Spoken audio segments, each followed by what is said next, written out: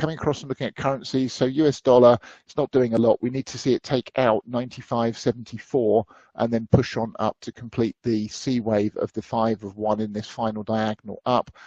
And then reciprocally, the euro at the moment off the 4, I've got 5 down to here for the 1, 2 back. I've got another 5 down. At yesterday's high, we hit the 887 back of that second 1 down, and we've got a 1-2 forming to the downside again. Looking for the dollar to show strength today and the euro to start to drop. Still got that third of a position short left on from much higher in the euro. Then watch this support zone. I do think even if this is corrective, we're likely to come to the bottom of the support zone, which is the 764 retrace of the most recent swing move up in the euro. Cable, so A in, B in, just looking for the rest of this C, and all of that would be for the A wave of the 2 up.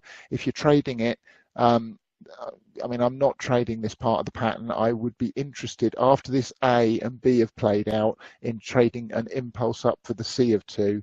But what I'm more interested in is the top of the 2 for the short once all of this has played out. US dollar, Japanese yen, we still need to take out this 111.82, which is this peak here. But I do think that we've got a 1-2 of this this C of 3 in place. So I'm long still, stops are still down at this low. In fact, they're minus still at 110.25, and looking for a move to 115.06 still in US dollar, Japanese yen.